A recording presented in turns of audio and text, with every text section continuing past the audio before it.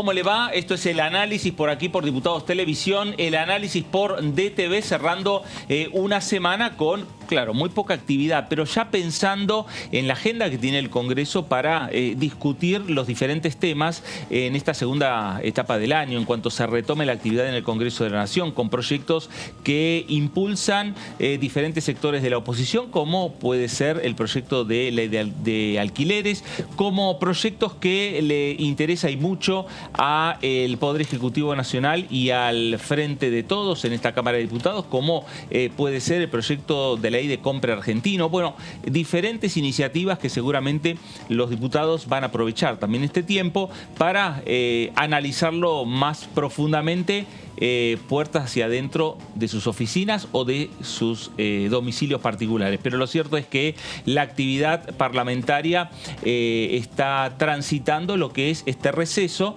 y que, repetimos, lo más importante, lo más interesante es seguir destacando la agenda que hay de cara al futuro en esta Cámara de Diputados de la Nación. De esto vamos a estar hablando en las próximas 2 horas. Esto es el análisis por aquí, por Diputados Televisión. Meli Jofré, ¿cómo le va? Hola Fer, buenas tardes. Buenas tardes. ¿Cómo va? Bueno, terminando una semana, como bien decías, con poca actividad, pero hay reuniones que siguen puertas adentro, por más que quizás en los próximos días no tengamos una agenda cargada de comisiones y no haya sesiones.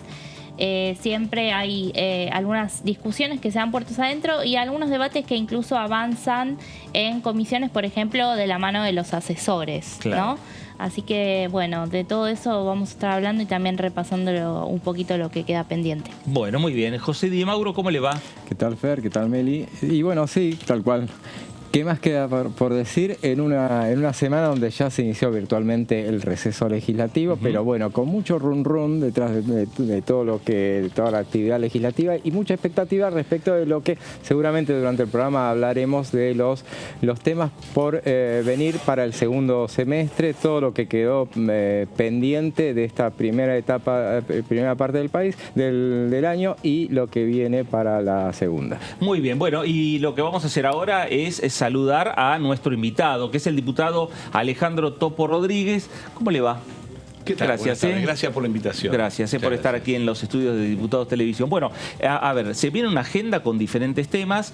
¿Y cómo es este momento para ustedes, para los diputados nacionales que no tienen, digamos, la actividad intensa en las comisiones o en el recinto de la Cámara?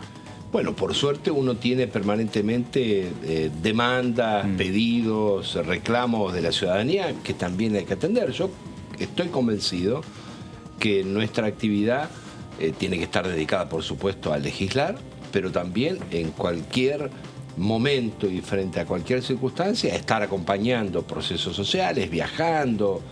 Así que a eso también nos dedicamos, o al menos me dedico, y es muy importante. Hace minutos, en una reunión con agrupaciones de la economía popular que están impulsando un proyecto que favorezca la capacidad de dar respuesta a aquellos núcleos de cooperativas que asumen las responsabilidades de recuperar empresas. Creo que ese tipo de inquietudes también hay que seguirlas porque hacen de manera colateral o indirecta también a la actividad parlamentaria. Y muchas veces estas inquietudes que usted dice, Topo, se pueden trasladar y convertirse en proyectos. En este caso se trata de un proyecto que yo desconocía, que ya estaba presentado, porque en la cantidad y la diversidad de proyectos que se presentan en la Cámara, uno quizás focaliza muy especialmente en aquellos que van a ser objeto de tratamiento inmediato, pero desconoce otros. Así que también es bueno que nos llamen la atención desde fuera del Congreso acerca de algunas prioridades. Eso es muy importante.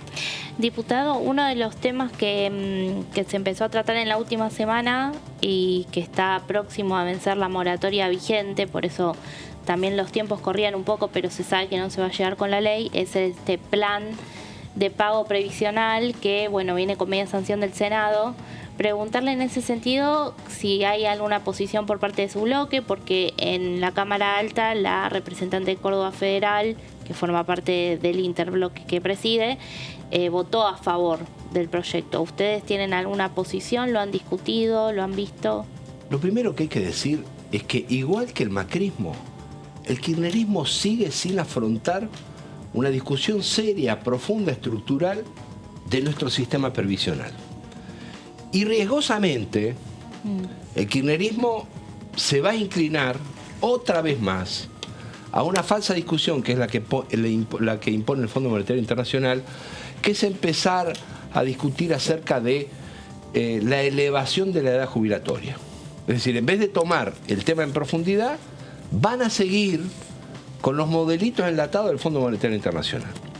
Entonces, yo no le voy a esquivar a la respuesta a lo que usted me pregunta, pero tenemos que enmarcar esta discusión en un contexto mucho más realista, más amplio y más necesario y posible de ser superado para la Argentina.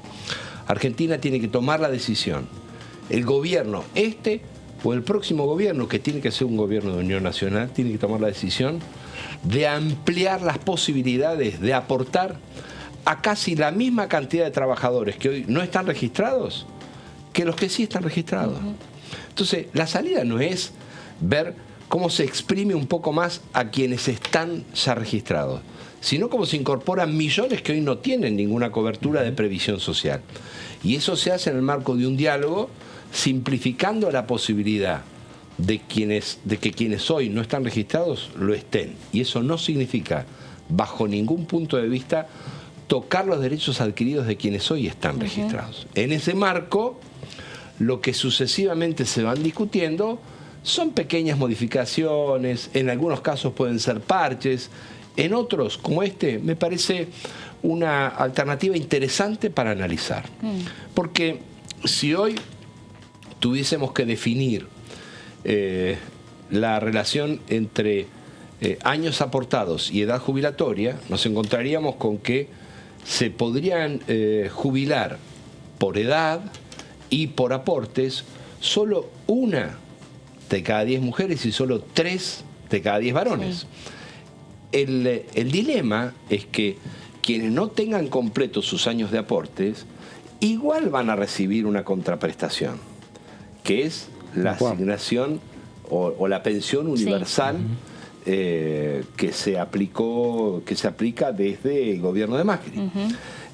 Esa PUAM, que es la pensión universal para el adulto mayor, significa un ingreso de 30.020 pesos. Sí, que es el 80% de la mínima, que son 37.524. Entonces, es desde todo punto de vista razonable dedicarse a estudiar la alternativa de que, cumplimentando con su propio esfuerzo los años que quedan, o en otros casos adelantando deuda previsional, se encuentre un mecanismo que permita, de manera mucho más sana, acceder a una jubilación con los aportes completos. Pero le reitero, estamos discutiendo un aspecto específico para un segmento particular. Argentina necesita que se tome la decisión de avanzar en profundidad para no terminar cayendo, como este gobierno va encaminado, a discutir lo que no es deseable, que es el aumento de la edad jubilatoria. La pregunta obligada entonces es, ¿cómo hacemos entonces? La última vez que se discutió una reforma previsional se terminó con 14 toneladas de piedra, fue un lío enorme y bueno, marcó un quiebre en la gestión anterior.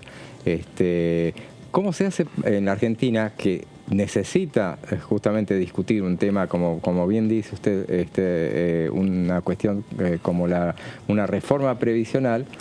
O temas tales como ese o la reforma laboral, son cuestiones que parecieran mala palabra, son necesarias para discutir, habrá que cambiarles nombre, no sé de qué manera hacemos para debatir esos temas que son los del futuro. Lo que hay que hacer, a mí me parece humildemente, es hacerlo en un marco de entendimiento más general. Por eso insisto que Argentina necesita un gobierno de unión nacional que ponga esos ejes sobre la mesa y que, en particular en el tema provisional y en el tema laboral, esté dispuesto a ir encontrando, por ejemplo, mecanismos que simplifiquen, que modernicen las normas previsionales y también las posibilidades de registrar empleo no registrado, en un marco en el que Argentina en estos últimos 18 meses ha creado empleo, pero los ha creado nuevamente en términos de baja calidad o, si me permite, de trabajo no digno. Entonces, Argentina debe darse, la dirigencia argentina debe darse la posibilidad de discutirlo con un tiempo prudencial, pero también en un marco de coincidencias más amplias que no sean sobre una política sola. E insisto, Argentina necesita 4 años de un gobierno de unión nacional. Solo un periodo presidencial que permita abordar en profundidad estos temas y, por supuesto, constituir la base de despegue de lo que debe ser la Argentina, que potencialmente tiene una enorme posibilidad de crecimiento con justicia social por las posibilidades que el mundo le plantea a nuestro país. Topo, ¿dónde imagina esa mesa de diálogo para buscar estos entendimientos entre todas las fuerzas políticas? ¿Es el Congreso de la Nación? ¿Es una convocatoria que tiene que hacer el Poder Ejecutivo? ¿Es a partir de un Ejecutivo de unidad, como dice usted? ¿Podemos adelantar los tiempos y aprovechar este tiempo de aquí hasta el próximo gobierno, este próximo periodo presidencial, para habilitar esa mesa de diálogo? ¿Y en dónde? No he visto la voluntad de las grandes fuerzas políticas o de las fuerzas políticas mayoritarias, salvo después del inicio de la pandemia. Por lo tanto, me parece que el esfuerzo tiene que estar puesto en construir una coalición política amplia que no solo sea partidaria, sino que también sea social, productiva, sectorial, que le permita a la Argentina tener esta experiencia, que será una experiencia nueva. Pero los problemas que hoy afronta la Argentina exigen que tengamos una experiencia nueva en la construcción de una coalición social, política, partidaria y sectorial mucho más amplia. Diputado, yendo a otro de los temas, lo quería consultar especialmente por la ley de agroindustria. Se empezó a debatir y en la última reunión surgió una posibilidad, un planteo por parte de la oposición para que, bueno, la cuestión de retenciones esté también contemplada en el proyecto, así como se están votando algunos proyectos productivos que hablan de los derechos de exportación 0%. Bueno, la cuestión de las retenciones al campo son siempre un tema de conflicto, no están en este proyecto enviado por el Ejecutivo. ¿Ustedes cómo van a pararse frente a ese debate? Estuvo aquí el ministro de Agricultura, Ganadería y Pesca de la Nación, Julián Domínguez. Tuvimos con él una conversación, me parece siempre un diálogo constructivo, es un hombre abierto al diálogo. Y le he planteado concretamente que el proyecto es un proyecto positivo porque contiene instrumentos de acelerar y mejorar las condiciones de la devolución del IVA, la amortización acelerada, un instrumento más que interesante que es la posibilidad de postergar el cumplimiento de tributos para el momento de la venta del ganado, y eso lleva a aumentar el peso de faena. Pero con la misma sinceridad y claridad que le manifesté que ese es un muy buen proyecto, también le dije que hay un problema de confianza. Y yo no le creo al Poder Ejecutivo. No es que se me ocurrió no creerle, sino que en diciembre de 2019 logramos incluir por nuestra iniciativa el artículo 53 en la Ley de Solidaridad Social, la 27.541, que obligó al Estado Nacional a practicar devolución de retenciones a pequeños productores de soja y cooperativas, durante el mismo periodo que se le asignaba al Poder Ejecutivo la facultad de ampliar retenciones mediante el artículo anterior, el artículo 52. Pero el Gobierno Nacional, el Poder Ejecutivo, no cumplió. Solamente pagó la devolución durante el año 2020 y decidió, porque el decreto así lo estableció, no pagar durante el año 2021. Es decir, que el Gobierno Nacional, en ese caso en la gestión del ministro Guzmán, decidió quedarse con un año de compensaciones de pequeños productores de soja y de cooperativas. Yo me pregunto, ¿es razonable que nosotros le aprobemos al Ejecutivo una ley en la que dice nuevamente que va a dar determinadas facilidades impositivas o incentivos tributarios? No, no hay que aprobarlo ese proyecto.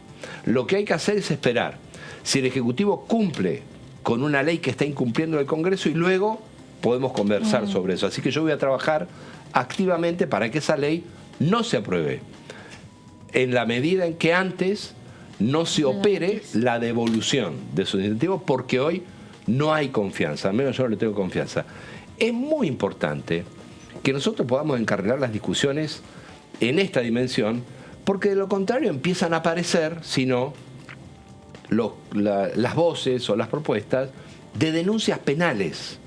Entonces hay algunas voces que ya plantean o han venido planteando que van a hacer una denuncia penal al presidente, una denuncia penal al ministro. Yo los respeto, yo no denuncio penalmente a nadie, sino que exijo que el Congreso sea respetado en sus leyes. Por lo tanto, es un muy buen proyecto. Esperemos que no corten aquí este video y me pongan diciendo que este es un muy buen proyecto. Lo que digo es que este es un muy buen proyecto que voy a trabajar para que no se apruebe, porque el gobierno no cumple. Cuando el gobierno cumpla, nos ponemos a conversar sobre esto. Y respecto del tema retenciones, sí, hay que ponerlo también en la discusión.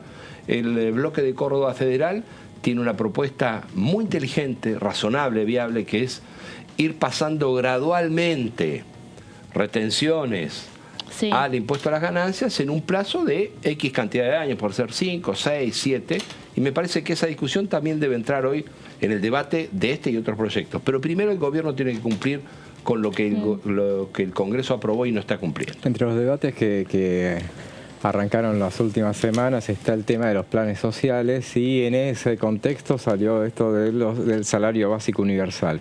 ¿Ustedes qué postura tienen al respecto?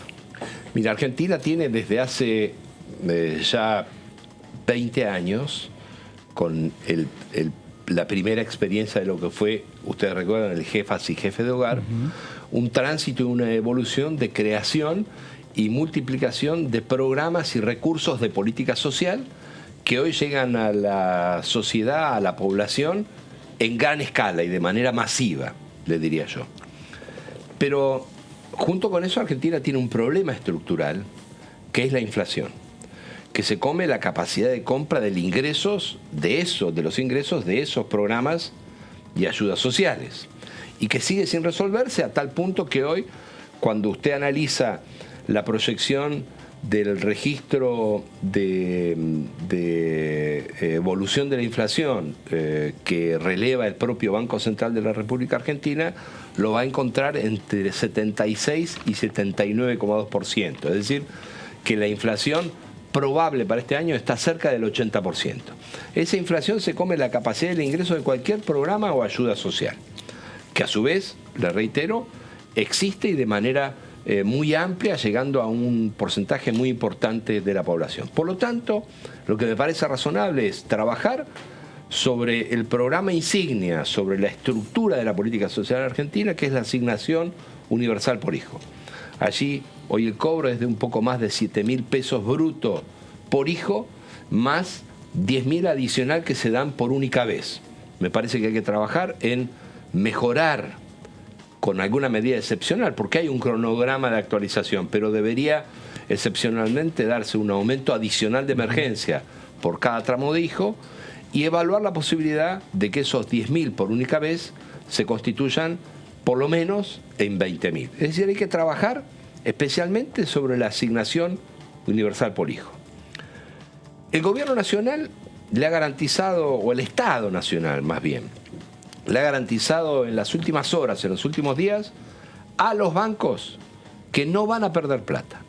Es decir, los bancos que compren bonos del Tesoro tienen asegurado ya por una disposición del Estado Nacional que si necesitan frente a una situación de crisis vender sus bonos, no van a perder plata.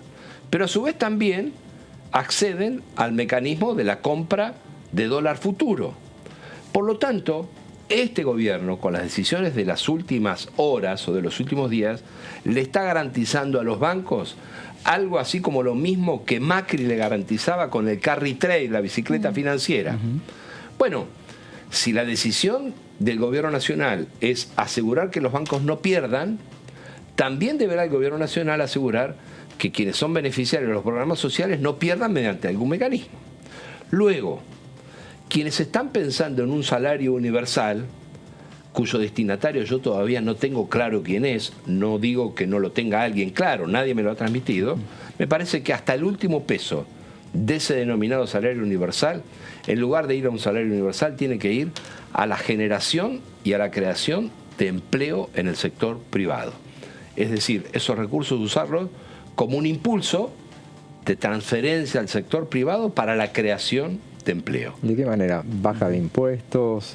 ¿Baja...? El gobierno sabrá cómo, y en todo caso yo tengo ideas para compartir también. Pero en cualquier caso, tienen que ser recursos que vayan directamente afectados y asignados al impulso a la creación de empleo, de creación en el sector privado, junto con lo que hemos mencionado recién, una actualización, un refuerzo de emergencia a la asignación universal. Topo, sin lugar a dudas, el tema de la inflación es un tema central en esto que usted está señalando, en el tema de las asignaciones. Cuando se discute el tema de la ley de alquileres, también está el tema de la inflación. Pueden hacer la mejor ley, el mejor acuerdo, más allá de lo que ya se discutió en las comisiones, pero el problema de la inflación es el tema, digamos, el tema central hoy en día desde el punto de vista político y económico y financiero.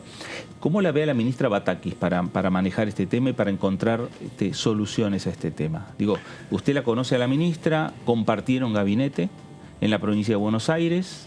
Sí, es una persona muy profesional y con sólidos conocimientos del manejo del sector público, cosa que no es menor hoy en la Argentina. Es decir, poder tener a funcionarios o funcionarias que son profesionales y que conocen el manejo del servicio público es muy importante.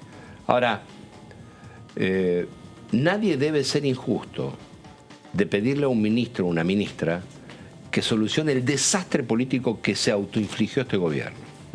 En más de una oportunidad hemos conversado con ustedes acerca del que el principal problema político de la Argentina no era y no es la confrontación entre la coalición de gobierno y una oposición muy dura, sino que el principal problema político de la Argentina era y sigue siendo el quiebre, la ruptura, el conflicto irreparable de la coalición de gobierno, que hasta ahora venía, como lamentablemente hemos dicho hace ya bastante tiempo, trabando o limitando la capacidad de toma de decisiones. Venía haciendo muy complejo el proceso de toma de decisiones. Ahora hemos visto que no solo hace complejo el proceso de toma de decisiones o de formulación de políticas, sino que también ha limitado al titular del Poder Ejecutivo Nacional su propia capacidad a redefinir o definir su propio gabinete. Por lo tanto, sería injusto de mi parte esperar o exigir a una ministra nueva que resuelva lo que las condiciones políticas e institucionales no le dan a nadie de los que hoy decide. En ese caso, sí debo mencionar que me parece que el camino que ha elegido el gobierno en las últimas horas de plantear un revalúo inmobiliario en todo el país para aumentar la presión tributaria en bienes personales no es un buen camino y además es el camino que le encanta al Fondo Monetario Internacional. El Fondo Monetario Internacional goza cuando un ministro o un gobierno plantea aumento de la presión tributaria. No es el camino que especialmente la clase media en la Argentina necesita y lamentablemente es uno de los puntos sobre los cuales el gobierno y el Ministerio de Economía se ha explayado en las últimas horas. El diputado mencionaba, Fernando, la ley de alquileres. ¿Qué cree que va a pasar con ese proyecto? La ley de alquileres vigente hoy en la Argentina la creó y la ideó el macrismo y la terminó de perfeccionar el kirchnerismo en el Senado. Esa ley de alquileres, frente a dos gobiernos incapaces de manejar la inflación, yo no me olvido que el presidente anterior dijo que solucionaba el problema de taquito en una semana y tuvo la inflación más alta de los 29 años anteriores. Bueno, el ministro Guzmán, que se acaba de ir, dejó la inflación más alta de los últimos 31 años. Frente a un problema estructural tan grave, no hay ley de alquileres que garantice condiciones ni para inquilinos, especialmente, que es lo que nos importa, ni para propietarios. Por lo tanto, no debe esperarse de una ley de alquileres la solución del problema de fondo.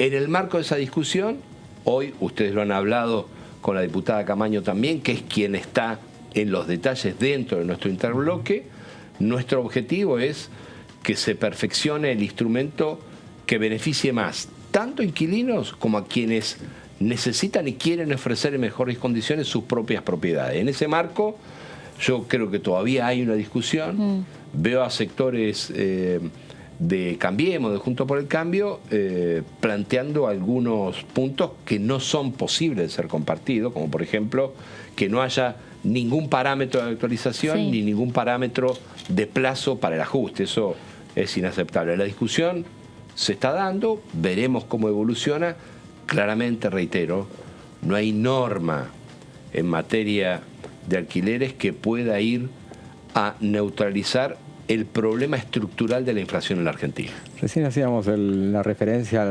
al receso legislativo, bueno, pero es tiempo de balances también de esta primera parte del año. ¿Qué es lo bueno? Hoy, por ejemplo, se va a promulgar la ley de oncopediatría, por ejemplo, una de las leyes más emblemáticas de este último tiempo. O sea, ¿qué fue lo mejor, las mejores leyes, en todo caso, de esta primera parte del año? ¿Y qué fue la parte del vaso vacía? Bueno, yo creo que se cometió un gran error por parte del kirchnerismo y de Cambiemos en negarse a ponerse de acuerdo en los primeros meses del año para arrancar con tiempo el trabajo en comisiones. La verdad que es algo que ojalá no se repita a futuro. Yo soy respetuoso de las lógicas de funcionamiento de todos los bloques, pero ha sido un error que no debería repetirse. Me parece que hay normas importantes sobre las cuales hemos avanzado, la de oncopediatría, las vinculadas a la disminución de la presión tributaria, tanto en el caso de trabajadores en relación de dependencia con ganancias, como el caso de monotributistas o autónomos. También haber podido avanzar en acuerdos muy extendidos en temas productivos, como el caso del incentivo al régimen de la producción de la industria automotriz y de autopartes. Pero junto con eso también algunos bloques que no somos el oficialismo le hemos demostrado al gobierno nacional que sí es posible avanzar en temas a los que el gobierno se niega, el oficialismo se niega. Por ejemplo, mejorar la calidad democrática a partir de implantar el sistema de boleta única de papel en la Argentina, y eso lo aprobamos en la Cámara de Diputados. Me parece que es una señal positiva, constructiva, que habla de la pluralidad democrática y que permite tener expectativas, esperanzas de que el Senado la apruebe. Eso sí, para que el Senado apruebe esa ley, es muy importante que el macrismo, que el PRO, no pacte con el kirchnerismo plancharla. Y yo estoy seguro, y lo digo con todas las letras, que hay muchos sectores de la derecha argentina, del PRO, del conservadurismo, que no quieren aprobar la boleta única de papel de inmediato para que rija en 2023. Y lo peor que puede pasar es que hagan un pacto a espaldas de la ciudadanía y de la propia Cámara de Diputados para que ese proyecto no avance en la Cámara de Senadores. Así que habrá que estar muy atentos y habrá que estar siguiendo minuto a minuto qué es lo que pasa con esa que es una ley muy importante y que no debe detenerse por intereses de un sector en particular. Diputado, uno de los temas que quedó pendiente recibió dictamen, pero hubo algunas diferencias, es la ley de enfermería, y Juntos por el Cambio, bueno, firmó un dictamen, digamos, de minoría. No sé si ustedes estaban en esas comisiones, si había algún representante. Sí. De ustedes, pero Sí, ¿qué sí. piensan al respecto? Porque, bueno, igual las diferencias son en algún punto sobre las becas, pero se espera que sea acompañada en el recinto, bueno, por mayoría. Sí, ustedes saben que tenemos la gran posibilidad de, a través de una compañera de nuestro interbloque, que es Mónica Fein, de presidir esa comisión. Y Mónica ha tenido y viene teniendo un trabajo muy interesante, muy armónico, porque siendo nosotros un bloque realmente minoritario, tener que arbitrar equilibrios entre las grandes fuerzas allí es un gran desafío. Ella es una gran profesional, con mucha experiencia en la administración y la política de salud, y también con mucho criterio político y sentido común. Creo que ha permitido en ese caso avanzar muchísimo en un proyecto de ley de enfermería que, por supuesto, y como es natural, tiene algunas pequeñas diferencias, pero tengo la impresión de que en torno a esas diferencias va a poder haber un acuerdo y avanzar definitivamente en esa ley, que es un muy buen proyecto. Topo, ¿en qué están pensando para esta segunda mitad del año? ¿En qué proyectos usted ya está trabajando? Acá el gobierno nacional tiene que abrir la voluntad a escuchar proyectos que favorezcan a la producción y que bajen la presión tributaria. Uno es un proyecto que hemos presentado de cero impuesto a las ganancias a todas las pymes que reinviertan sus utilidades en bienes de capital. ¿Qué planteaba el ministro Guzmán? Bueno, que esto iba a significar una merma en la recaudación. Bueno, es la mirada corta, porque si usted tiene una mirada, no le digo de largo plazo, de mediano plazo, al bajar la presión tributaria exigiendo reinvertir utilidades en bienes de capital, usted va a mejorar la capacidad productiva, va a sostener o ampliar personal, va a mejorar las cantidades producidas y va a terminar el Estado recaudando más. Por lo tanto, la típica salida de rehuirle a la baja tributaria porque tiene un impacto negativo en la recaudación es una mirada de corto plazo que no permite ni el crecimiento de la economía ni la mejora de la recaudación más genuina por aumento de la producción. Argentina tiene que recaudar más porque se produzca y se venda más, no porque se aumente la presión tributaria. Y esa es una de las discusiones que nosotros y yo mismo quiero dar en esta etapa. Usted está, su espacio está muy referenciado en el Roberto Lavagna. Y sin inducir la respuesta en todo caso, pero cuando escuchaba, volviendo a Batakis, cuando escuchaba que le hacían la pregunta del mejor ministro de Economía de la historia argentina, en todo caso, ya mencionó a José Bergelbar. Entonces uno pensaba en Lavagna, justamente por eso la referencia. ¿Usted qué opina de esa respuesta de Gelbar en todo caso? Bueno, yo efectivamente estoy referenciado en Roberto Lavagna dentro de nuestro interbloque. Soy el diputado que está en relación directa con Roberto Lavagna y me referencio con él y con su trayectoria también. No, yo no tengo elementos para opinar sobre la opinión de otros, en este caso de la ministra, a la que respeto. Si usted me preguntase qué opino acerca de quién fue el mejor ministro de Economía en la Argentina, le voy a decir que fue Roberto Lavagna, porque es uno de los pocos, si no el único, que ha podido conjugar la dimensión política con la visión económica. No se olvide que en aquella época, cuando Lavagna estudió en la Universidad de Buenos Aires, la carrera era de economía política, no solo de economía. Y un hombre que tomó el país como lo tomó, en medio de esa debacle, y que pudo en poco tiempo dejar la gestión económica con un 9% de crecimiento de la economía, la generación de 3 millones de puestos de trabajo y un horizonte, que era una política económica con tasa de interés baja, desendeudamiento, un tipo de cambio competitivo que favorecía la producción nacional y el trabajo de los argentinos, y un punto muy importante, que es adecuado a la reflexión de hoy: equilibrio fiscal. Argentina tenía superávit fiscal en la nación y en las provincias. El desafío de la Argentina es tener crecimiento económico con el federalismo productivo, justicia social y equilibrio fiscal. Esos tres objetivos no solo que no son incompatibles, sino que son deseables para el futuro próximo de la Argentina. Y en ese camino vamos a trabajar. Estos temas los hemos conversado con el gobernador de Córdoba, Juan Schiaretti, que coincide plenamente con esta visión de darle a la Argentina la posibilidad de un diálogo amplio con sectores racionales, moderados de todas las fuerzas políticas populares, y un programa que ponga este eje en el equilibrio fiscal, el desarrollo económico productivo del federalismo y la justicia social. No, y un dato no menor respecto al tema de Roberto Lavagna es que es un ex ministro de Economía, es un economista que al día de hoy sigue siendo consultado por oficialismo, sectores del oficialismo y sectores de la oposición. Sin duda, él es un hombre muy prudente, conoce el valor y el impacto que pueda tener su palabra, por eso ha optado por ser siempre muy prudente, pero tiene diálogo permanente con los sectores de la producción, especialmente de las empresas argentinas, con los sectores sindicales del mundo del trabajo y también con hombres y mujeres de la política que cada vez que lo consultan van a tener de él una respetuosa pero también sincera opinión de cualquier tema.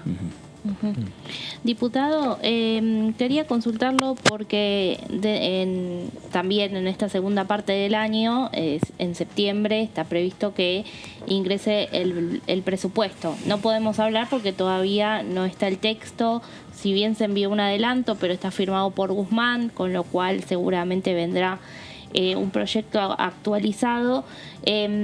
Consultarlo porque, bueno, el año pasado por primera vez en la historia se rechazó en el recinto el presupuesto, y en ese sentido, ¿cómo van a trabajar ustedes? Bueno, justamente para buscar los consensos y para evitar que en esta situación tan delicada que atraviesa el país al oficialismo le vuelva a pasar lo mismo. Bien, nosotros no tenemos nada que evitar. Al contrario, hemos tenido y seguiremos teniendo una posición seria, profesional. Hay que tener una visión profesional del presupuesto y con fuerte compromiso institucional. Me parece que sería saludable para la Argentina y en particular para el gobierno específicamente, que el gobierno evite algunos de los errores y le diría yo de las displicencias con que manejó todo el proceso de aprobación presupuestaria en el Congreso. Permítame solo recordarle que el ministro de Economía presentó el proyecto de presupuesto como corresponde en la noche del 15 o 16 de diciembre, pero vino al recinto o vino a la Cámara de Diputados recién la segunda semana de diciembre. Sí. Esa es una mora que no debe permitirse un ministro de Economía y que las autoridades del Congreso deben, con el respeto que se merece, tenerlo como sugerencia al actual ministro de Economía. En segundo lugar, un gobierno que tiene 21 ministros, un jefe de gabinete y 20 ministros, permitió que solo viniesen 3 ministros a la Cámara de Diputados. Yo entiendo que la agenda de los ministros está cargada, pero si estamos discutiendo sobre el presupuesto es bueno poder hacerlo con los titulares de las distintas carteras, incluso con varios de ellos de conjunto. Por ejemplo, no tiene sentido discutir solo la política de transporte si al lado no tenemos, por ejemplo, al ministro de la Producción, al ministro de Agricultura, Ganadería y Pesca de la Nación, porque si tenemos que hablar de los puertos en materia de transporte, sería bueno tener la proyección de la evolución de las exportaciones de grano en los próximos 10 años y hacerlo en conjunto con distintos ministros del Poder Ejecutivo. Entonces, primero, que el titular del Palacio de Hacienda esté con un tiempo de antelación. Segundo, que vengan más ministros. Y en tercer lugar, sincerar la discusión. ¿Ustedes creen que era sincero poder aprobar un presupuesto que proyectaba un 33% de inflación para 2022? Cuando el registro, el relevamiento de expectativa de mercado del Banco Central hoy le dan cerca del 80%. ¿Quién tenía razón? ¿El ministro, que prácticamente nos tomaba de sonsos planteando una proyección de 33%, o nosotros que le planteábamos al ministro sincerar alguno de esos contenidos? Y finalmente, por fuera de esos que son aspectos, si usted quiere, más institucionales, nadie debería sentirse este año tentado a boicotear dentro del oficialismo, subrayo, dentro del oficialismo nadie debería sentirse tentado a boicotear la aprobación del presupuesto bajo el supuesto de que es más conveniente para el Ejecutivo no tener que tener presupuesto. Así que a mí, que nadie me venga a criticar que no se aprobó el presupuesto por parte del oficialismo, porque el principal responsable de que Argentina no tenga un presupuesto aprobado en 2022 está en el oficialismo, no tengo ninguna duda. Usted mencionó varias veces durante esta nota el concepto gobierno de unidad nacional. Falta mucho para las elecciones, pero son mañana las elecciones. O sea, dentro de pocos meses ya vamos a estar en el cierre de listas y la crisis amerita ya estar pensando. Ustedes están hablando, recién mencionaba al gobernador de Córdoba, justamente a quien varios citan como eventual candidato presidencial. Yo no hablo de candidaturas, pero están trabajando en base, ustedes, para encabezar esa búsqueda de un gobierno, de un candidato donde puedan confluir las fuerzas en el próximo gobierno? Creo sinceramente que falta mucho en términos de tiempo y mucho en términos de políticas que hay que seguir haciendo para llegar a una elección. Hablábamos hace apenas instantes de la necesidad de trabajar en el presupuesto nacional del año próximo, pero también en la obligación que el gobierno tiene de no desentenderse de los problemas de hoy. La cuestión inflacionaria, la calidad del empleo, la generación de condiciones para que se pueda seguir invirtiendo en el federalismo productivo. Son temas en los que nosotros tenemos que trabajar sin distraernos. Ahora, sí, claramente, dada nuestra vocación política y de servicio público, estamos pensando y trabajando en volver a darle a la Argentina una alternativa, pero en este caso que apunta a un gobierno de unión nacional, que tiene que tener en el centro un programa. Antes que cualquier otra urgencia, tiene que tener un programa. Ese programa tiene que apuntar a valorar y potenciar las enormes capacidades que tiene el federalismo productivo en la Argentina y por lo tanto maximizar los esfuerzos para que la inversión productiva en todo el territorio nacional, en el federalismo productivo, esencialmente tenga sentido. Hay que trabajar, por ejemplo, en programas que permitan la conectividad universal en todo el país, la electrificación en todo el país, la posibilidad de profundizar la articulación entre la industria y el conocimiento en todas nuestras universidades nacionales. Hay que revertir malas políticas hoy para poder llegar bien el año que viene o a partir del año que viene. Por ejemplo, hay que terminar con esta política de biocombustibles y hacer una nueva que permita más incentivo al desarrollo de las fuerzas productivas del biocombustible, tanto en biodiesel como en bioetanol de maíz y el de caña de azúcar.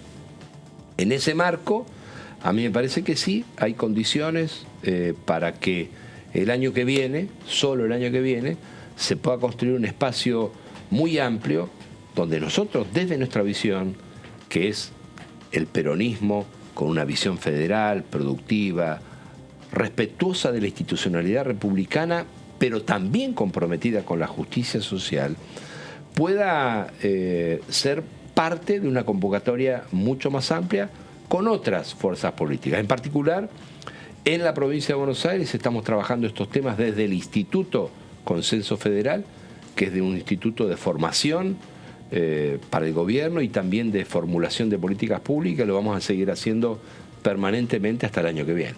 Topo, gracias por estos minutos, por estar abierto a contestar todas las preguntas y por visitarnos una vez más. Al contrario, muchas gracias a ustedes por la invitación. Gracias. Alejandro Topo Rodríguez, diputado nacional por Identidad Bonaerense de la provincia de Buenos Aires, hablando de todos los temas que tienen que ver con la agenda por la que atraviesa y por el futuro de la agenda en la Cámara de Diputados de la Nación. Quien habló también de un tema en el Congreso de la Nación fue el diputado Eduardo Valdés. El proyecto que también estuvimos hablando con el diputado Topo Rodríguez, el tema del salario básico universal. Valdés decía lo siguiente.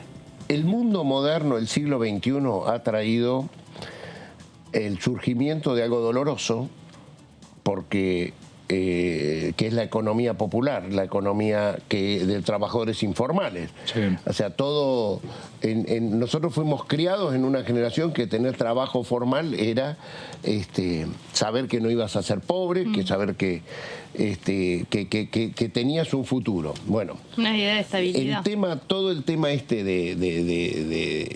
de la informática ha hecho que por vía de las máquinas se prescinden de los trabajos formales y genera esto de la economía popular que a mí me parece que todos tenemos como visión que la mayor dignidad en la vida de las personas que están en la economía informal, que son los trabajadores de la economía popular. Lo que no puede ser es que haya, me parece, esas intermediaciones que no nos hacen bien, Entonces, yo no sé cuál es el final. Lo que sí creo es que si esto existe y esas multitudes en el mundo están, hay que ver cómo la vida se dignifica y se vive mejor. Pero coincidís con el salario básico universal. Mirá, si el salario básico universal es mejor calidad de vida para estas personas, yo no tengo duda que es bueno. Lo tenemos... yo creo que lo firmé al proyecto de Itay Ackman, pero lo que tenemos que hacer es no dividirnos, no fomentar unos contra otros. Bueno, ahí estaba el diputado Eduardo Valdés, diputado del Frente de Todos por la Ciudad de Buenos Aires, el tema del proyecto de ley de salario básico universal, que va a ser uno de los temas que va a conformar la agenda de la Cámara de Diputados para este segundo semestre y que seguramente va a ser un tema de discusión fuerte, intensa, puertas hacia adentro del bloque del oficialismo, del bloque que encabeza Germán Martínez, del bloque del Frente de Todos, pero que seguramente después será un tema que se va a discutir también en las comisiones respectivas de la Cámara de Diputados de la Nación. José, este es uno de los temas, pero hay otros temas también en la agenda de la Cámara de Diputados. Correcto, sí. Ya llegamos a la primera mitad. Terminamos la primera mitad del año, estamos en pleno receso y bueno, vamos hacia los temas pendientes, pero para hacer referencia a los temas pendientes hay que tener en cuenta lo que sucedió en la que fue la última sesión del año, que fue el 5 y 6 de julio, y se aprobó en la Cámara estos temas. Bueno, hubo 6 temas aprobados, como ley automotriz, la ley de bio y nanotecnología, el acuerdo para promover la inversión y desarrollo de Tierra del Fuego. Fueron 3 de los temas. Hubo también el área... temas con mucho consenso, ¿no? Sí, totalmente. El de Tierra del Fuego no tanto. Tuvo varios votos en contra. Juntos por el Cambio, sí. Claro, justamente sí, porque bueno, hacen referencia a las preferencias hacia una provincia. También, área marina protegida, agujero azul, casi se cae de la sesión con ese tema cuando hubo una polémica entre algunos de Juntos por el Cambio y parte de los bloques del medio, con Graciela Camaño específicamente, y bueno, si se hubiera caído la sesión hubiéramos quedado afuera temas como cuidados paliativos y prevención y control de la resistencia antimicrobiana, que son temas muy importantes. Bueno, vamos entonces a lo que quedó para esta segunda etapa del año. La moratoria previsional, claramente es uno de los temas, es el plan de pago de la deuda previsional, que cuenta con media sanción del Senado, recordemos, y contempla un plan para quienes no cuenten con aportes suficientes para quienes están a 10 años de la edad jubilatoria. Ese es uno de los temas, y hay que tener en cuenta que el 23 de julio vence la moratoria vigente y bueno, habrá que ver si se extiende a través de un decreto. También tenemos por delante el régimen de fomento al desarrollo agroindustrial federal. Se está debatiendo en las comisiones de Agricultura y Ganadería e Industria de la Cámara de Diputados. La meta de este proyecto es llegar a un nivel de exportaciones de bienes y servicios de 100.000 millones de dólares para 2030. Esa es una de las metas ambiciosas, y la creación en ese plazo de 700.000 nuevos puestos de trabajo, entre empleo directo e indirecto. Bueno, y también otro tema que por delante es la promoción de la electromovilidad. Eso formaba parte de lo que se da a llamar la agenda CULFAS. Ahora veremos si es la agenda Scioli ahora o la agenda Casareto, como dice Mauricio cantando, justamente por los temas que pasan por la Comisión de Industria, y propone fijar las bases para difundir la producción y venta de autos eléctricos en la Argentina, y pone como fecha el 1 de enero de 2041 para la prohibición de fabricación de motores de combustión interna en el país. Esa fecha es la que traba un poco y genera rispideces, sobre todo con las petroleras. Ese es entonces uno de los temas por venir. Vamos a la siguiente placa, compra argentino. Bueno, ese estaba viene diciéndose que entra en la... Muchos decían que iba a entrar en la última sesión. Hace tiempo que ya tiene dictamen ese proyecto. Tiene dictamen, sí, claro, justamente. Y hay cierta polémica porque decía... Un dictamen que fue dificultoso. Claro. Llevó varias reuniones y postergaciones también. El oficialismo llegaba con la intención, después de la visita de funcionarios, pasar a la firma del despacho, y ante algunos reparos que se dieron, lo postergó. Después esa segunda reunión también la postergó a una tercera, y ya en una tercera avanzó sin el respaldo de Juntos por el Cambio, en ciertos puntos.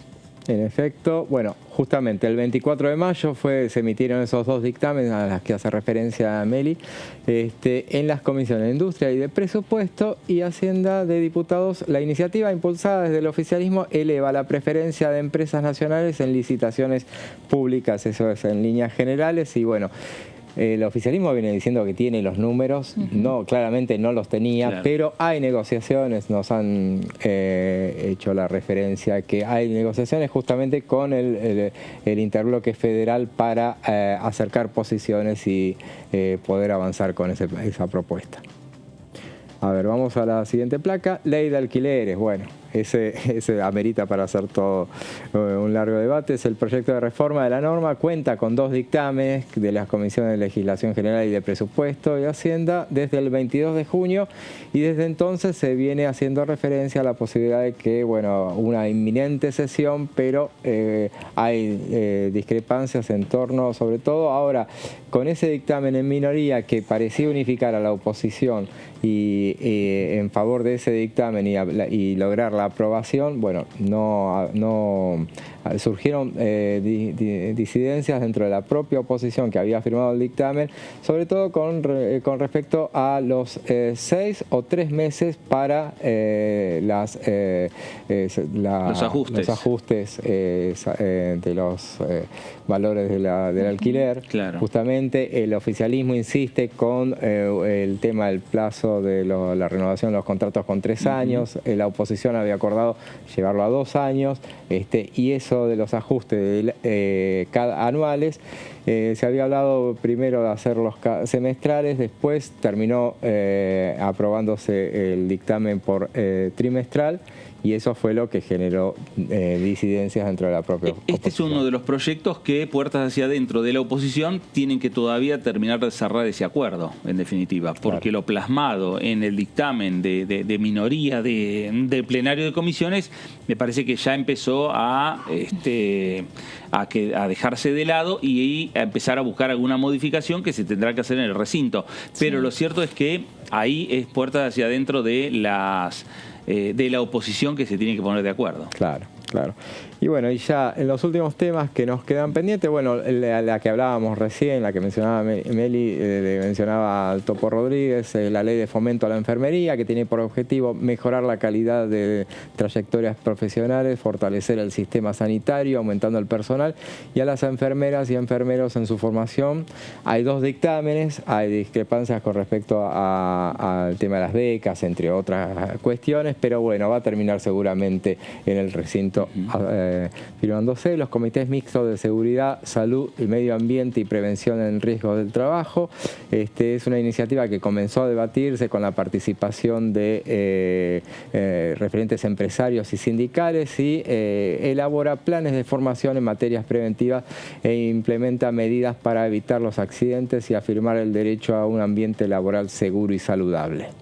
Bueno, estos son los proyectos, los temas, José, que vos estás señalando, que en definitiva, en este caso, antes de que vos nos cuentes ya los últimos que quedan, en este caso, con el tema de las comisiones mixtas de riesgo del trabajo, ya empezaron a discutirse, por lo menos a empezar a tener reuniones informativas en la Cámara de Diputados. Sí, sí, así es. Y bueno, los últimos temas, las universidades nacionales de Delta y de Pilar, que estaban en extraordinarios, recordarán. Consejo de la Magistratura también, eso veremos si sería para dejar para el final. Tiene media sanción del Senado, pero está difícil, no se ponen para nada de acuerdo. Y para terminar, vamos a la última placa, presupuesto 2023, que es el tema, es el proyecto de planificar los ingresos que recibirá el gobierno y cómo se aplicarán para satisfacer las necesidades de la población, seguridad social, educación, salud, seguridad y justicia, entre otras, ingresará en la Cámara el 15 de septiembre y es como siempre en esta época del año lo que marca la última parte del año. Bueno, son varios proyectos y proyectos que van a generar muchas discusiones entre el oficialismo y la oposición en esta Cámara de Diputados de la Nación, y habrá, José ha nombrado algunos proyectos que van a tener la posibilidad de consensuar, de ser puntos de consenso entre oficialismo y oposición. Bueno, este es el panorama que tenemos para el próximo, para este segundo semestre ya aquí en la Cámara de Diputados de la Nación. Vamos a seguir hablando sobre estos temas, vamos a hacer una pausa en el análisis y después seguiremos hablando y conversando con los diputados nacionales y seguiremos hablando de la agenda que tiene el Congreso de la Nación. Pausa, esto es el análisis por aquí por DTV.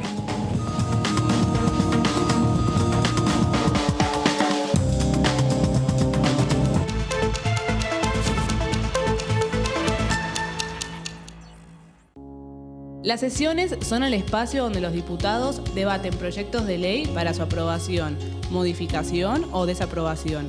En una misma sesión se pueden tratar varios proyectos de ley. Desde el 1 de marzo, cuando el presidente las inaugura, se desarrolla el periodo de sesiones ordinarias. Entre el 1 de diciembre y el 28 de febrero se extiende el periodo de sesiones extraordinarias que solo pueden ser realizadas a pedido del presidente de la Nación. En el recinto, el bloque oficialista se dispone a la derecha del presidente de la Cámara, el bloque opositor mayoritario a la izquierda y en el centro los bloques con menos cantidad de integrantes. En el tratamiento, en general, los diputados tienen 7 minutos y los jefes de bloque entre 20 y 12 minutos conforme al número de legisladores que representen. La sesión es dirigida por el presidente de la Cámara de Diputados, que administra el uso de la palabra y las distintas instancias del funcionamiento. A la izquierda del presidente está el secretario administrativo, a la derecha el secretario parlamentario y debajo de él están los taquígrafos, que registran cada uno de los testimonios.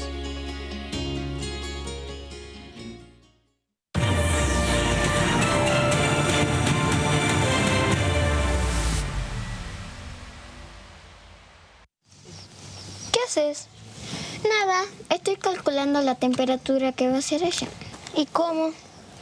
Y sí, acá dice que cada 1000 metros de altura la temperatura baja 6,5 grados.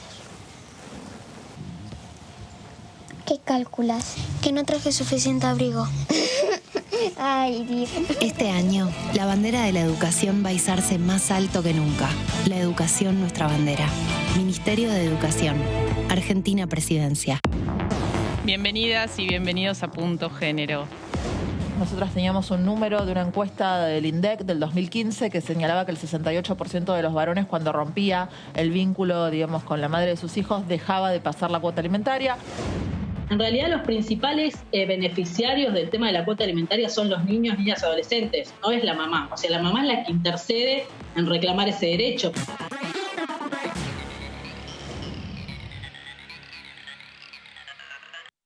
¿Qué diferencia hay entre la Cámara de Diputados y la Cámara de Senadores? La Cámara de Diputados representa al pueblo de la nación argentina. Esto significa que las provincias más grandes y con mayor cantidad de habitantes tienen muchos más diputados que las provincias más pequeñas. La manera de establecer las cantidades es proporcional. La Cámara de Senadores representa a las provincias. Cada provincia envía 3 senadores al Congreso Nacional. El total de senadores es 72, dado que las provincias argentinas son 24. Este es un número fijo. Por ejemplo, la provincia de Buenos Aires cuenta con 70 diputados nacionales y la provincia de Tierra del Fuego con 5. Pero tanto la provincia de Buenos Aires como la de Tierra del Fuego cuentan con 3 representantes cada una en el Senado de la Nación. Cada 2 años, el Congreso Nacional renueva la mitad de sus diputados y 1/3 de sus senadores nacionales. El mandato de los senadores es de 6 años, mientras que el de los diputados es más breve, dura solamente 4 años.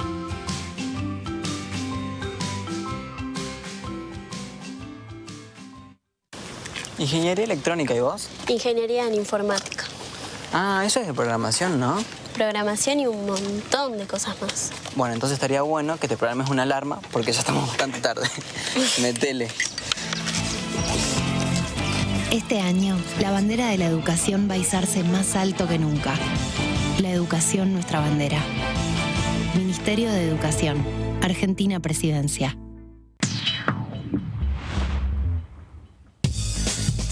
Lo que piensan las diputadas. Lo que piensan los diputados. Lo que pasa en el Congreso. ¿Lo que querés saber de nuestro Parlamento? Te lo contamos nosotros. Porque somos tu voz en el Congreso. DTV, el periodismo en el Congreso. Si salís a la ruta, alcohol cero. Si manejás, alcohol cero. Si salís y manejás, no tomes. Viajá seguro. Al volante, alcohol cero. Reconstrucción Argentina, Ministerio de Transporte, Argentina Presidencia.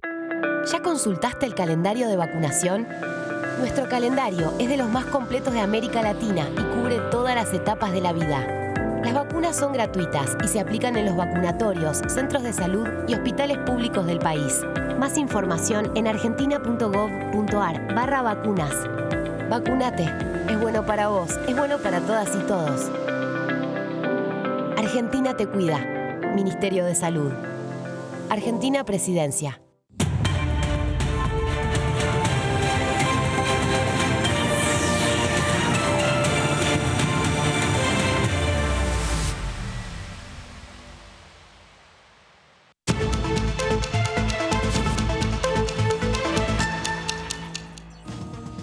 Muy bien, regresamos a el análisis por aquí por Diputados Televisión, el análisis por DTV, hablando de esta agenda que tiene el Congreso de la Nación, que tiene la Cámara de Diputados, que tiene algunos temas centrales para el oficialismo, que tiene otros temas centrales para la oposición, y en el medio está la discusión que se va a venir en la Cámara de Diputados, que es el tema de los números, el proyecto de ley general de gastos para el presupuesto 2023, que va a ser sin lugar a dudas el tema, también uno de los temas centrales. ¿Por qué? Porque toda opinión respecto a la discusión sobre el proyecto de ley de presupuesto va a tener un reflejo de lo que pasó en el año, o con el presupuesto en el año 2021, con el presupuesto 2022, con el presupuesto de este año, que en definitiva se rechazó por parte de la oposición, y que sin lugar a dudas va a ser un tema a tener en cuenta a la hora de poner en la discusión el proyecto de ley de presupuesto 2023. Y algo también nos adelantaba el diputado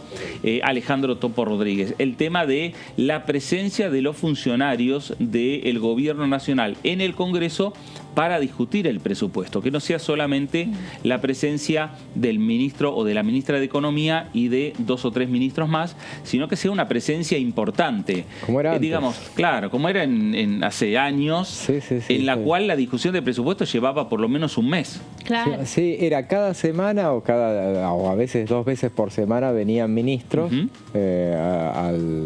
a las cámaras, y iban a las 2 cámaras, en general, sobre todo a la de diputados, porque recordemos, eso es histórico también, no hay presupuestos que vuelvan del Senado. Entonces, por una cuestión de gentileza, también iban a informar al Senado, pero en general las correcciones se aplicaban acá en diputados. La única vez que volvió el presupuesto, o en los últimos años cuando volvió, fue el único presupuesto que se aprobó de este gobierno, digamos, el presupuesto 2021. Claro. Por un error en las planillas, ¿se acuerdan? Sí, tuvo que volver.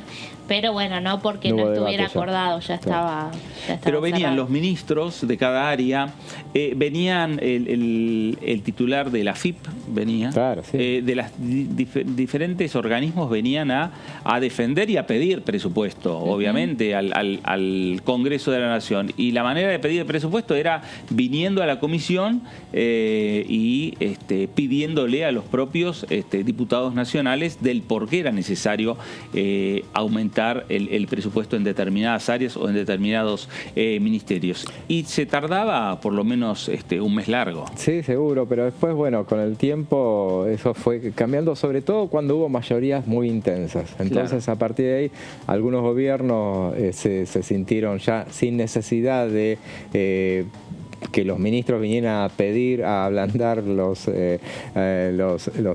ánimos respecto de las necesidades que ellos tenían, y después cuando se perdieron esas mayorías había dificultades, entonces peor todavía, no lo mandaban a los ministros porque justamente podía llegar a perder más de lo que ellos mandaban en la propuesta inicial. Bueno, sin dudas, el tema de presupuesto para ustedes también es el tema central, ¿no? Es la ley de leyes, ¿no? Es la ley de leyes, además. La verdad que es la ley más importante que se vota todos los años. Por eso fue tan significativo lo que sucedió el año pasado, que como nos recordaba el diputado Rodríguez, es cierto, si bien estábamos en un contexto de elecciones, porque se habían además postergado, tuvimos las PASO en septiembre y las generales en noviembre. Durante ese tiempo, justamente las elecciones eran 3 días antes de que se enviara el proyecto de presupuesto. en ese tiempo de campaña, digamos. Es cierto que el gobierno decidió que el ministro Guzmán no viniera, había decidido no habilitar el debate y después se dio un debate muy express en el que vinieron 3 ministros un día tras otro. Eso ya a la oposición la había enfurecido bastante, claro. Con lo cual, como la recomendación que dijo el diputado Rodríguez la tomo también, me parece que este año se le podría dar otro cronograma y otro tipo de tratamiento al proyecto si se quiere consensuar sobre todo con los bloques del medio, porque se sabe que Juntos por el Cambio no va a tener seguramente una actitud para negociar. Hay muchas cuestiones que tienen que ver con las provincias y eso va más allá de cuestiones partidarias, pero puede ser que sea, digamos, el interbloque que más resistencia ponga a acompañar al gobierno. Y eso tiene que ver también porque vamos a estar más cerca de entrar y de meternos en el año electoral que va a ser el año 2023. Y obviamente el Congreso es atravesado permanentemente por el tema electoral político. Pero recuerden, hay que dejar claro que en general las oposiciones no quieren voltear el presupuesto. Claro. O sea, porque después le das una bandera al oficialismo de turno para que te digan, me dejaron sin presupuesto. Este año, como decía Topo Rodríguez, no fue la oposición, fue el oficialismo el que desde un sector, o por lo menos un sector que se autoboicoteó y autoboicoteó las negociaciones que estaban alargando la aprobación de ese presupuesto. O sea, y en su momento, en 2009, el presupuesto 2010, que también no llegó a tratarse, en ese caso no lo voltearon el presupuesto, esa vez no se trató porque, bueno, desde la oposición se exigían modificaciones y el oficialismo no las quería hacer y directamente no se trató nunca. Y a veces es más conveniente para un gobierno extender el presupuesto vigente que tener un presupuesto que la oposición te lo modifique. Claro, lo que sí tiene, sin lugar a dudas, una repercusión política. Sí, ¿no? Sí, tanto para el oficialismo como para la oposición. Después podrá el oficialismo aprovechar, tener el presupuesto propio, prorrogarlo y manejarlo como quiera. Pero lo cierto es que el golpe político está cuando la oposición rechaza el presupuesto del oficialismo. Sí, por supuesto, el mayor golpe fue para el Frente de Todos en ese momento, por más de que hoy se repita de que la oposición lo dejó sin presupuesto. Inentendible también que en ciertas circunstancias haya sometido tantas horas a ese debate en esa sesión que bueno, tuvo sus idas y vueltas y finalmente culminó como terminó, ¿no? Bueno, pero veremos qué es lo que pasa con el presupuesto 2023 que estará ingresando al Congreso, por lo menos la fecha límite es el próximo 15 de septiembre. Nos vamos a ir a la provincia de Entre Ríos.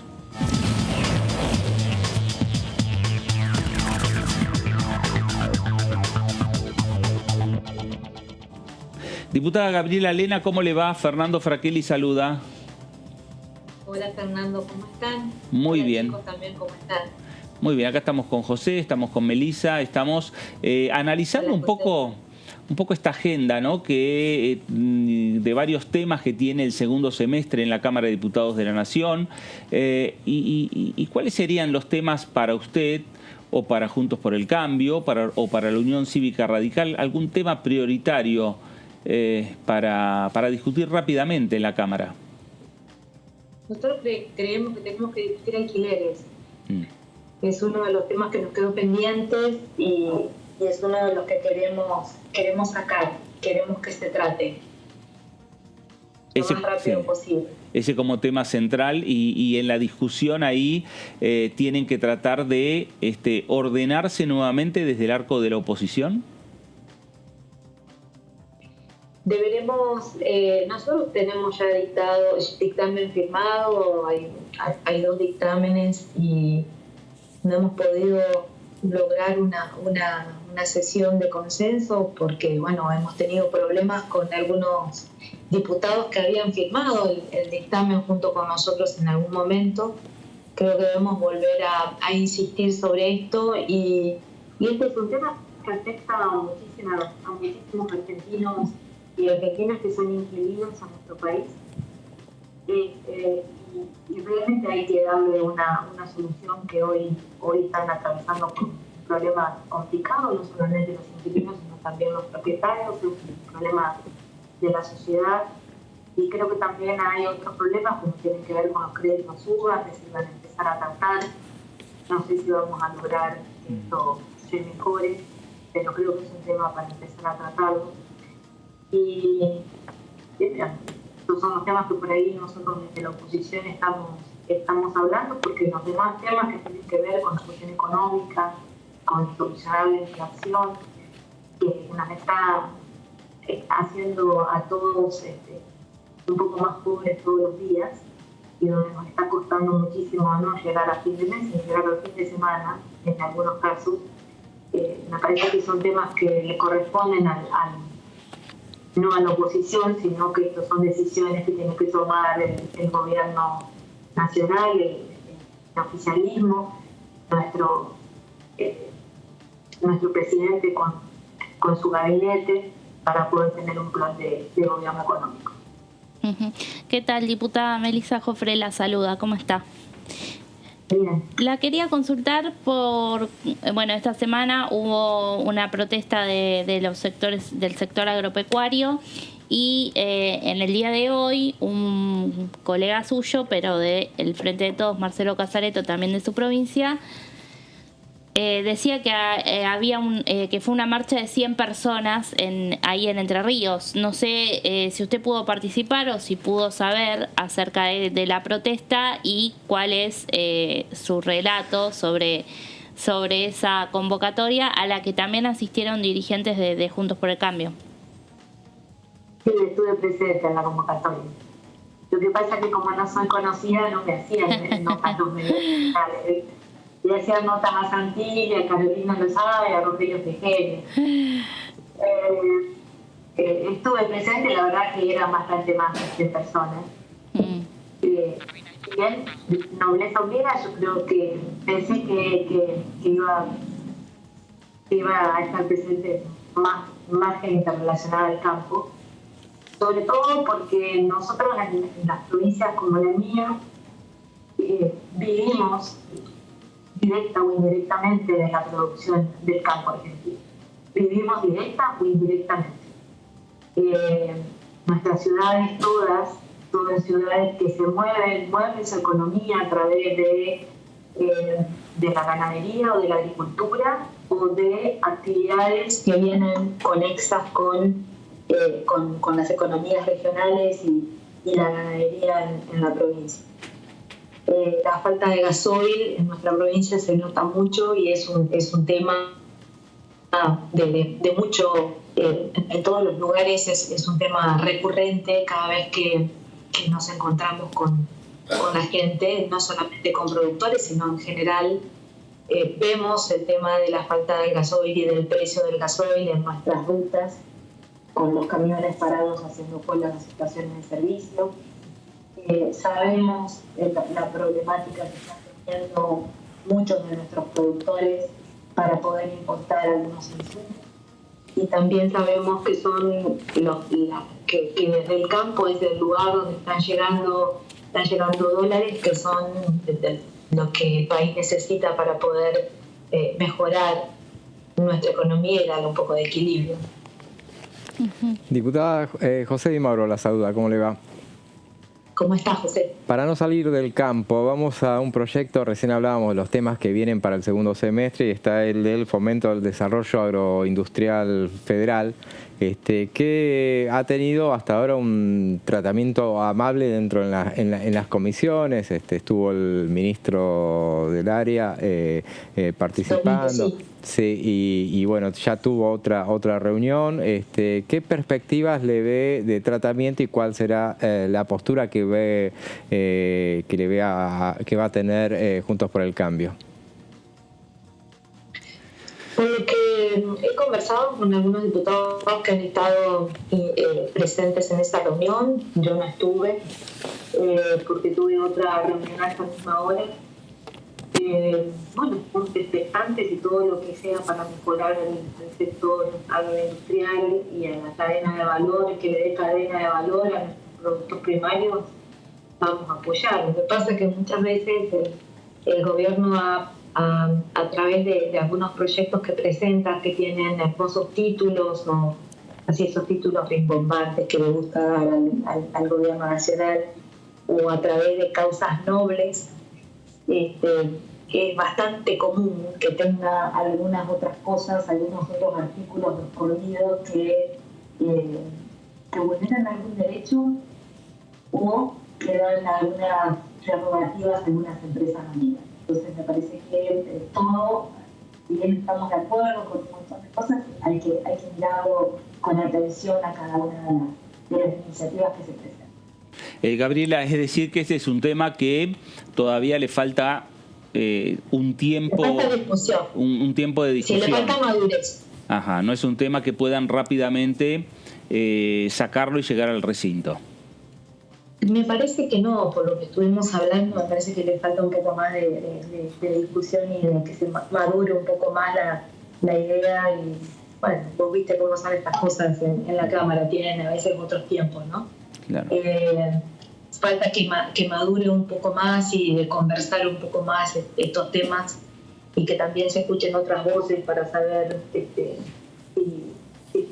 si todos los sectores en esto involucrados, hasta dónde hay beneficios y hasta dónde hay perjuicios con cada uno de los temas que se están tratando.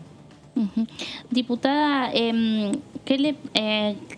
si bien Silvina Batakis, la ministra de Economía, ya asumió hace más de una semana, ¿cómo ha visto las últimas medidas? Esta semana, bueno, desde su sector salieron a criticar bastante lo que tuvo que ver con la suba del dólar turista. ¿Cómo está viendo que se puede empezar o no por parte del gobierno a trazar un rumbo que ustedes están reclamando hace tiempo?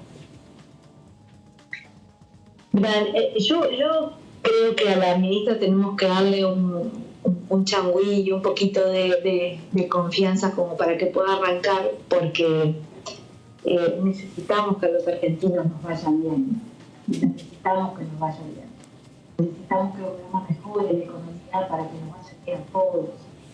El tema es que en algunas cosas, cuando habla de dólar turista, uno ve las actitudes de los propios funcionarios del gobierno nacional, donde se les está pidiendo a la gente que no viajen al exterior porque se van nuestros ahorros, se van dólares, dólares, y los funcionarios los vemos en las fotos que están todos en esa isla, todos en una parte en esa isla no hacen caso a lo que los ministros de su propio gobierno dicen.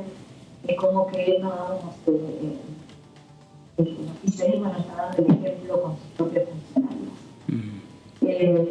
Eso por un lado.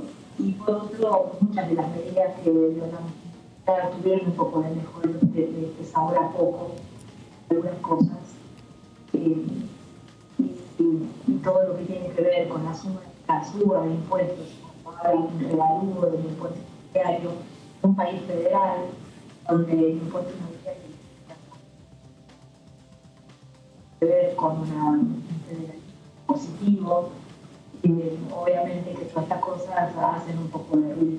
Claro. Pero sí. En lo personal, creo que tenemos que tener una mirada un poco no tan crítica, la verdad, no tan crítica hacia la ministra, y tratar de ver cómo puede, o tratar de darle la posibilidad de que pueda sacar adelante esto, porque no podemos tener actitudes egoístas acá. Si nos va bien, si le va bien al gobierno, nos va a ir bien a todos los argentinos. No podemos ser tan egoístas en esto, ¿no? Diputada, usted es presidenta de la Comisión de Comercio, ¿no es así? Sí. ¿Y cómo se maneja una comisión? Que es importante, claramente, pero bueno, que al ser en un contexto así que es de la oposición, justamente le pasa que no le derivan los temas a esa comisión. Es lo que, o sea, ¿cómo hace Yo pensaba en un proyecto, por ejemplo, que se aprobó recientemente en el Senado sobre tarjetas de crédito y que me parece que debería pasar por ahí. Bueno, en el giro veía que va a finanzas y defensa del consumidor, creo. Sí, esas dos. Y ustedes la ven pasar nada más. O sea, ¿cómo hace para mantener viva desde esa presidencia que usted ocupa una comisión de esas características? Es muy difícil, por eso cada vez que hablo, ustedes me ven que estoy haciendo el mismo reclamo, ¿no? Que nos den los giros que corresponden. Nosotros, como no tenemos muchos giros, la verdad tenemos muy pocos temas, lo que estamos haciendo es tratando de citar a los funcionarios para que vengan a dar explicaciones. El tema es que, bueno, cuando citamos al secretario de Comercio, renunció, ahora tenemos uno nuevo. Así que ahora tenemos que citarlo al nuevo que venga. Habíamos citado a uno, renunció, vino otro, renunció, ahora tenemos otro. Porque primero le habíamos citado a Feletti, claro. Así que ha ido cambiando el funcionario.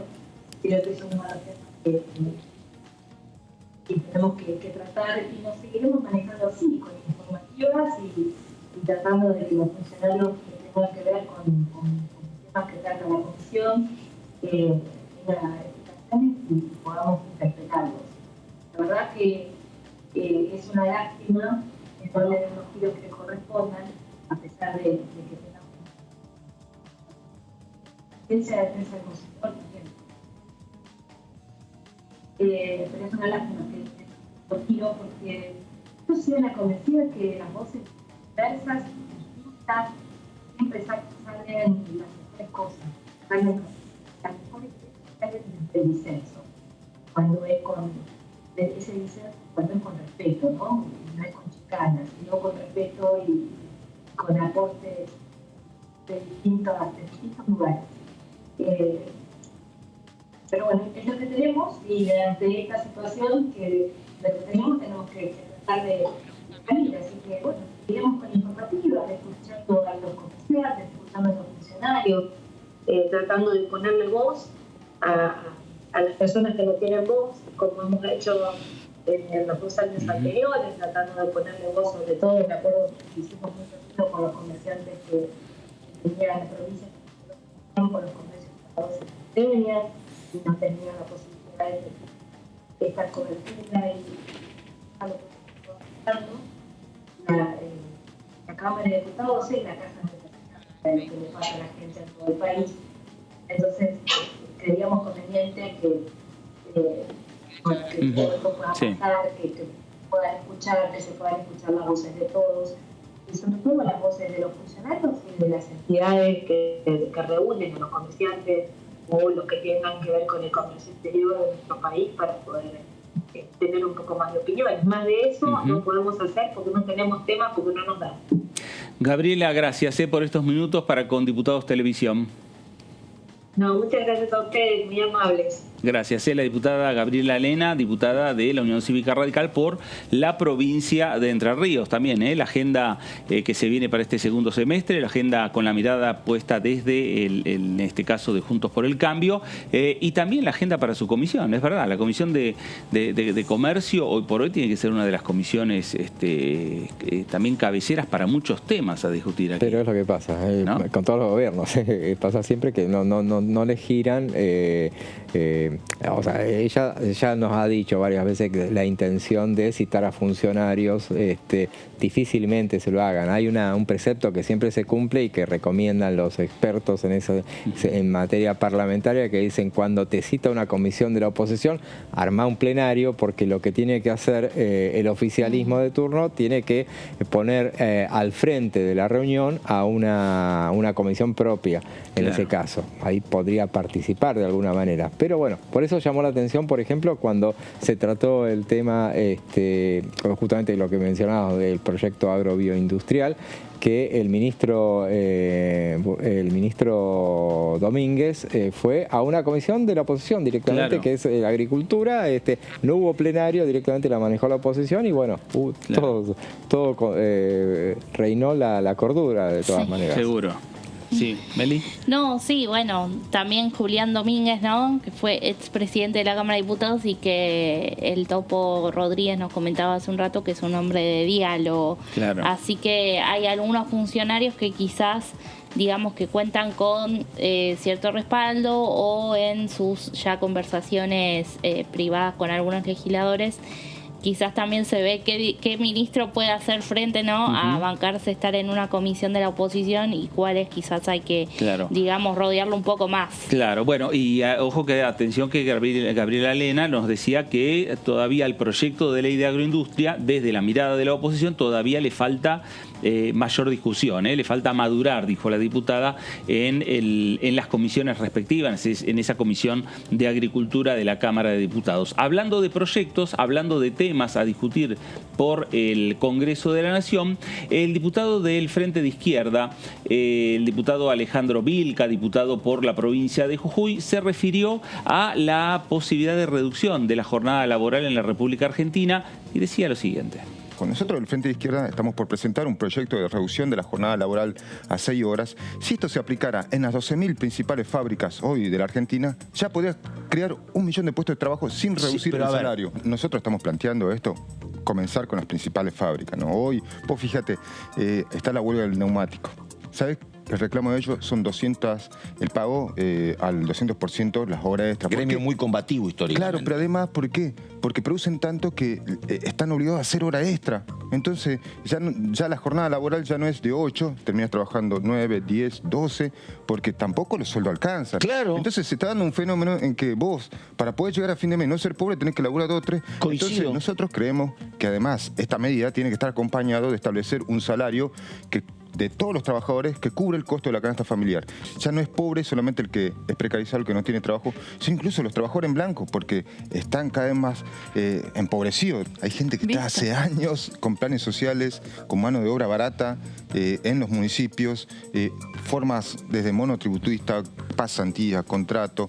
Entonces hoy querer pasarle eso, el manejo de los planes al Estado provincial o municipal, a pocos meses de una elección, es darle el clientelismo político a muchos. ¿Cuánto ganaría un empleado público? Porque también se habla de los empleados públicos en las provincias, pero tienen 60.000 pesos. No, menos. 50.000. Te cuento, hoy hay movilizaciones en Jujuy de los trabajadores de la salud, con los cuales me solidarizo. Están cobrando 40.000 pesos.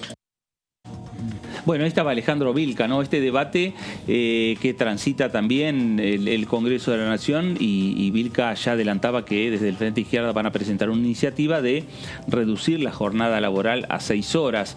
Esto lo que busca es que haya mayor capacidad de generar puestos de trabajo en la República Argentina, algo que también en Europa se está trabajando o se está analizando.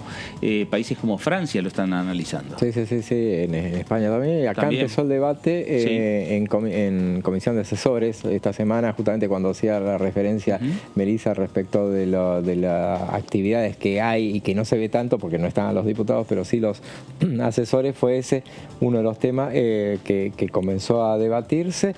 El proyecto de Hugo Yasky apunta a que es reducción de la jornada laboral, pero habla de 40 horas, o sea, un poco es lo que claro, en la actualidad es, o sea, 5 jornadas de 8 horas. Claro. Pero también hay un proyecto que va en el sentido del diputado Vilca, de lo que van a presentar, que también es del oficialismo de la diputada Ormaechea, que ahí lo reducen a 6 horas.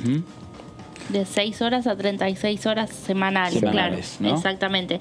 Sí, también regula algunos horarios en cuanto al trabajo nocturno, el de Ormaechea.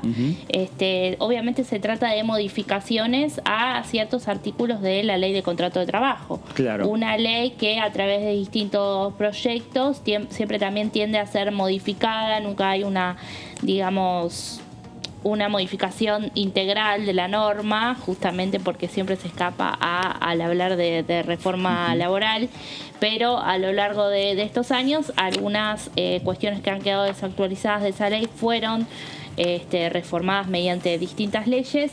Bueno, estas leyes también, por supuesto, avanzarían sobre esa sobre esa misma ley, ¿no? Claro. Y este es uno de los proyectos que necesita sí o sí tener cierto consenso entre las diferentes fuerzas, porque es un cambio también profundo. Sí. El tema que se está discutiendo hoy en asesores, pero que próximamente va a llegar a cada uno de los diputados nacionales, ¿no? Para tomar una postura y una decisión respecto a este tema de la reducción de horas. Sí, seguro. El otro día no es un proyecto que puede ganarse por un voto. No, seguro. Tiene que haber un consenso, tienen que escucharse todas las voces. Como mencionábamos antes a esa reunión que hubo en la Comisión de Legislación del Trabajo sobre el tema de los comités mixtos de seguridad, higiene y salud, y que bueno, ahí participaron representantes de los sindicatos, representantes de los empresarios, porque esas cosas las tenés que consensuar inexorablemente y bueno, habrá que escuchar las voces de los empresarios, de las pymes sobre todo,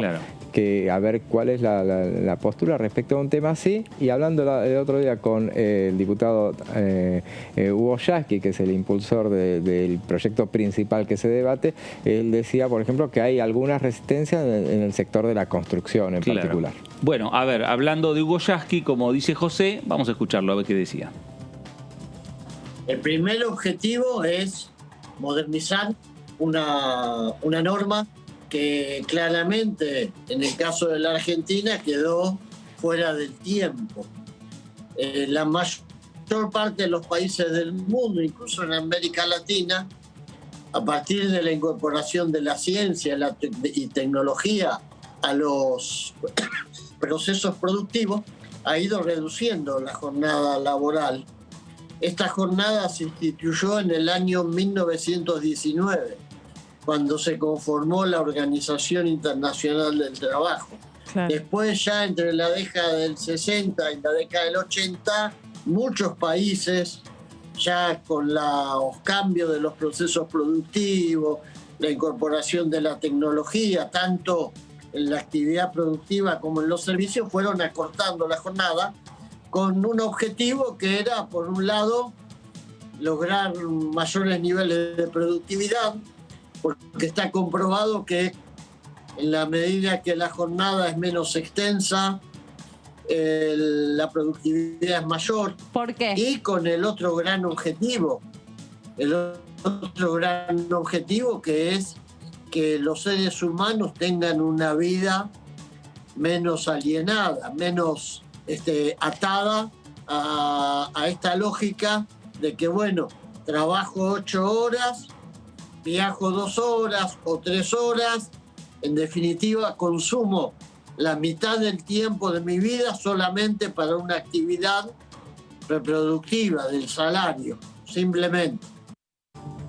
Bueno, ahí están los argumentos del diputado Hugo Yasky, diputado del Frente de Todos por la provincia de Buenos Aires, autor de esta iniciativa, donde habla jornada laboral no más de 8 horas, y esto también lo que va a permitir no solo que sea más productiva la vida de esta persona, del trabajador, sino que también va a permitir la posibilidad de generar más puestos de trabajo en la República Argentina. Esto es lo que plantea Hugo Yasky como uno de los fundamentos centrales, ¿no? Sí, ahí veíamos también al diputado Vilca hablando de la cantidad de empleo que generaría. Yo no sé si sería tan así, de dónde se sacan las semejantes proyecciones, pero bueno, es un debate que en el mundo está avanzando también. En la región, en los países donde se ha tratado el tema, es en Colombia y Chile. Son dos países donde se ha debatido esta cuestión. Claro.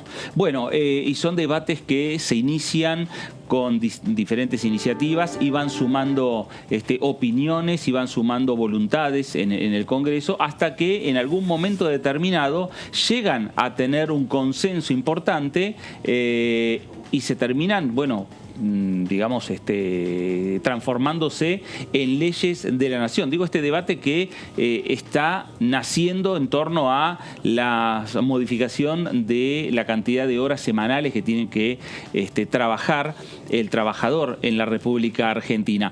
Pero en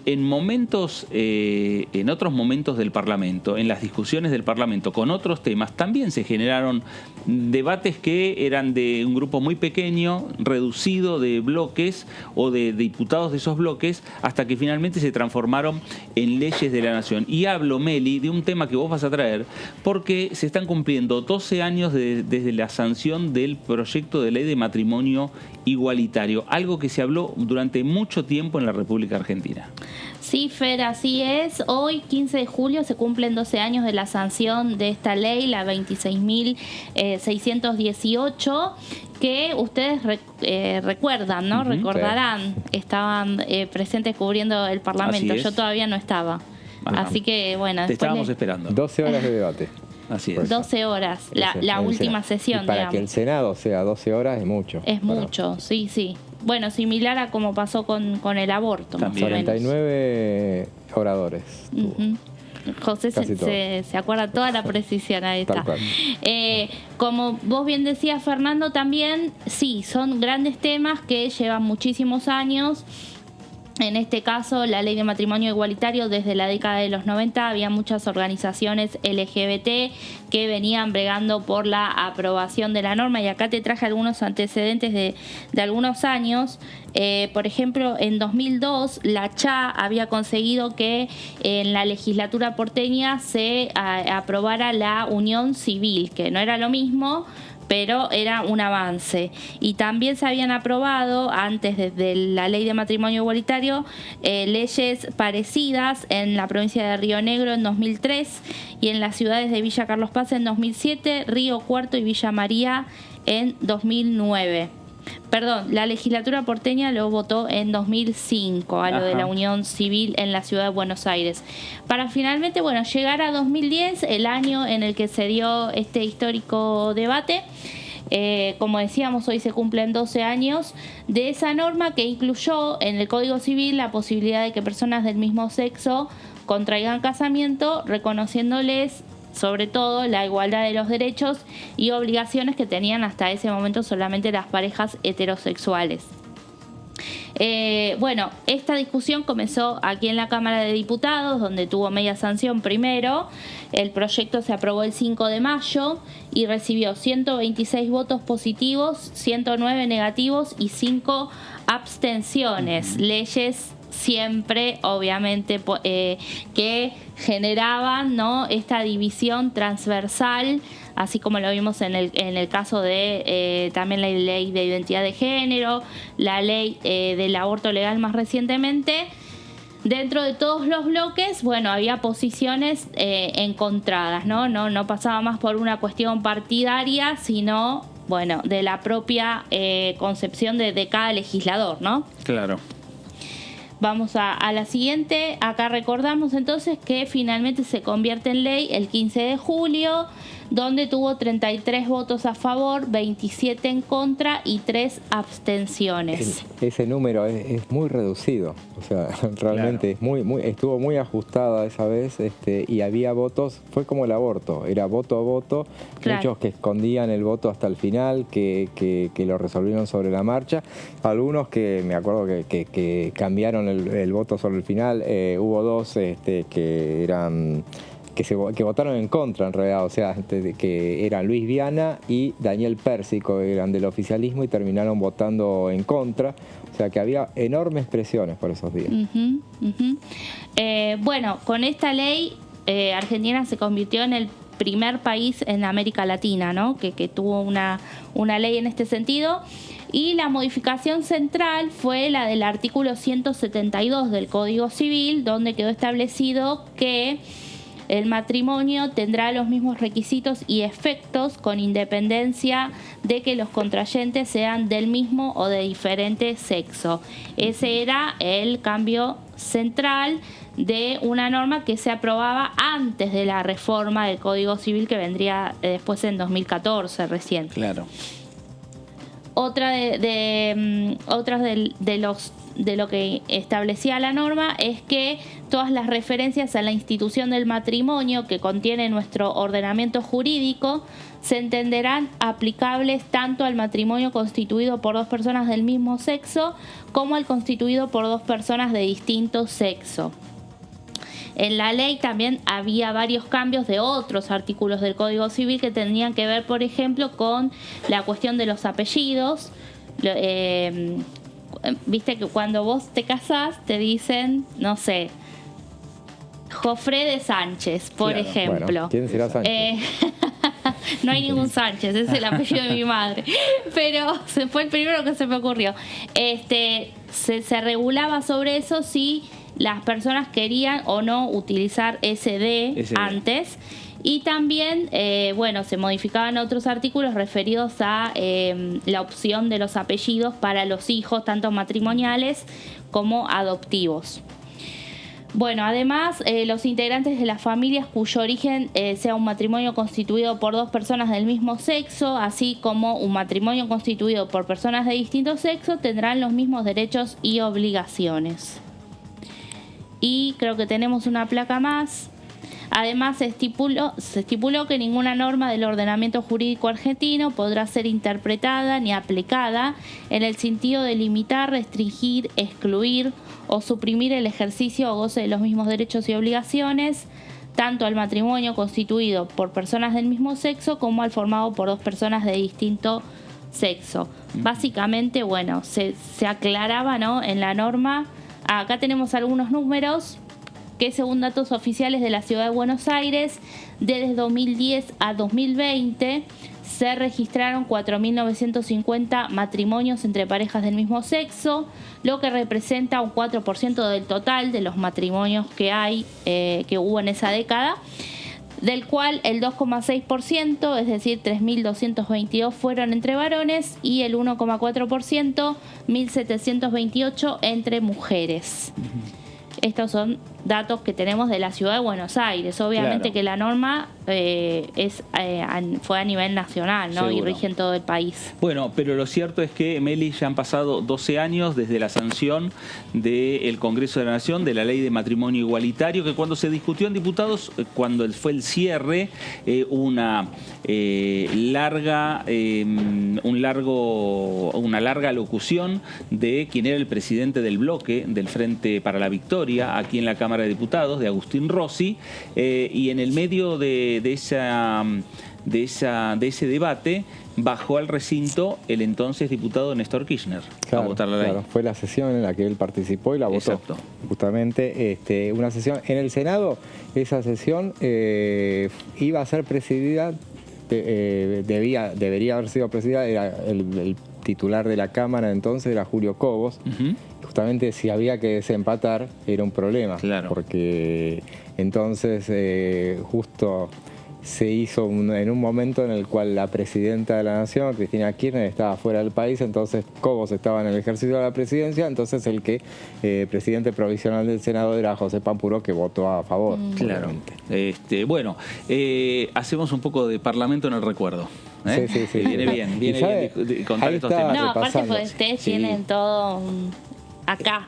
Estaba repasando, porque no lo tenemos todo acá, pero repasando algunas cosas así y veía, por ejemplo, una diputada que, obviamente que votó, Cynthia Houghton, en ese entonces era diputada y ella votó, obviamente, y se fue muy triste porque no solo perdió la votación en diputados, sino que perdió la cartera, le robaron la cartera en el recinto. Así que, eso fue un hecho anecdótico que motivó el repudio de legisladores, pero la perdió ahí. Claro. El tema es que a partir de esa ley, también esa discusión que se dio en el Congreso de la Nación, luego se dieron otras discusiones, como bien recordaba Meli, hasta llegar a lo que fue una de las últimas discusiones del Parlamento, que tiene que ver con la ley de interrupción voluntaria del embarazo.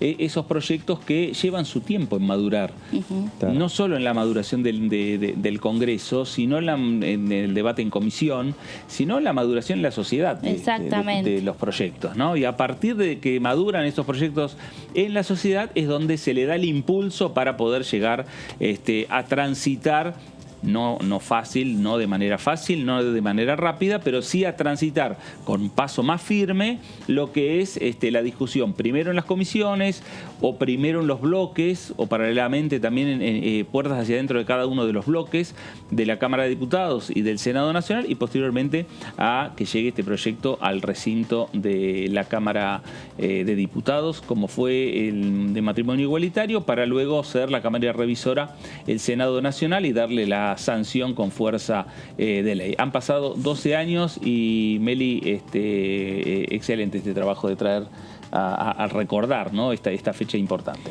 Sí, también en el archivo hay un dato de que, bueno, después de la ley, la primera diputada que se casó fue Ana Luz Carol, creo que de la provincia de Tierra del Fuego, sí. Del Frente para la Victoria. Fue la primera diputada en ejercer, bueno, este derecho después de la sanción de la ley. Claro, después lo hicieron también otros legisladores. Y como dice ahí nuestro graph, ¿no? Que Argentina fue el primer país de América Latina que tuvo la ley de matrimonio igualitario. Así es. Y viendo los votos que se aportaron en esa votación, que también en diputados fue ajustada, 126, o sea, son las leyes que cuesta bastante, 126 a 110.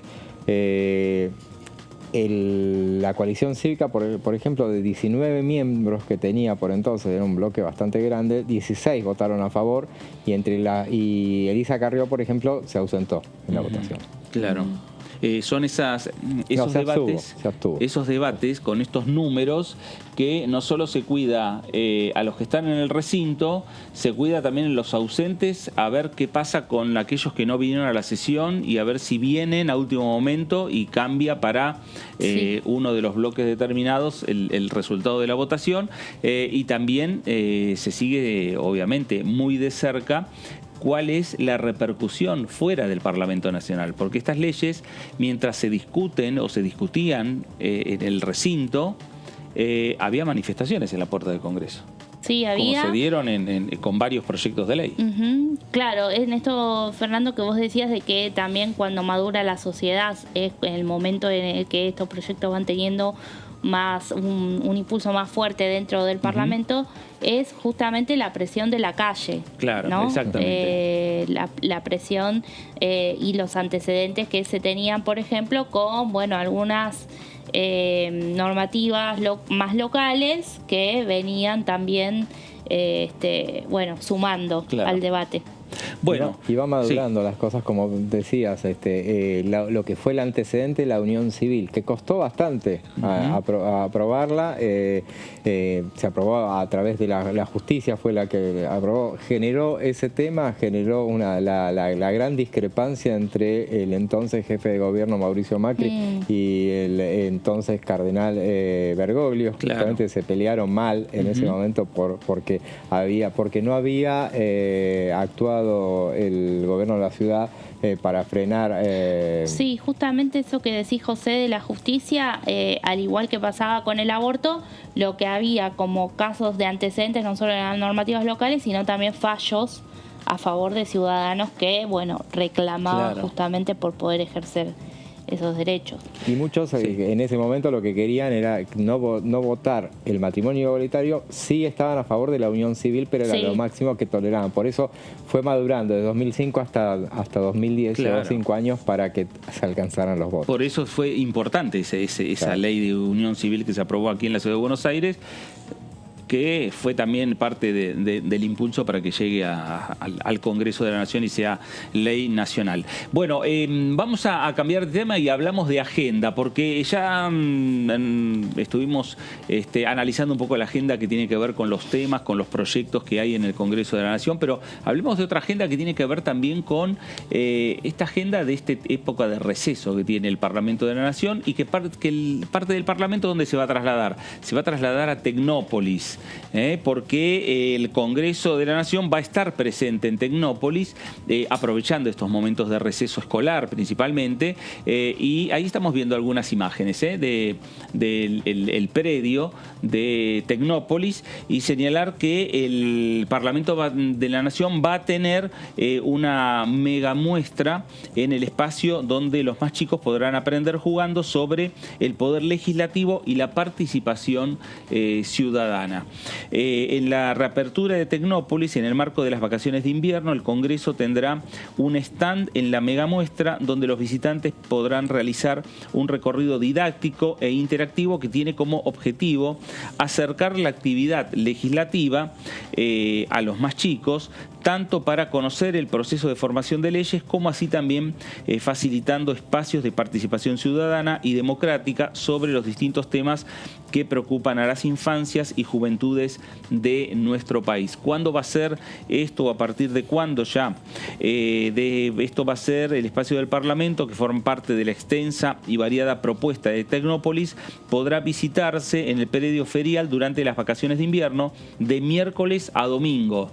De miércoles a domingos de 12 a 19 horas y a partir de agosto de jueves a domingo en el mismo horario. Repetimos, de miércoles a domingos de 12 a 19 horas y a partir del 1 de agosto, es decir, la segunda semana de vacaciones, va a ser de jueves a domingos en el mismo horario.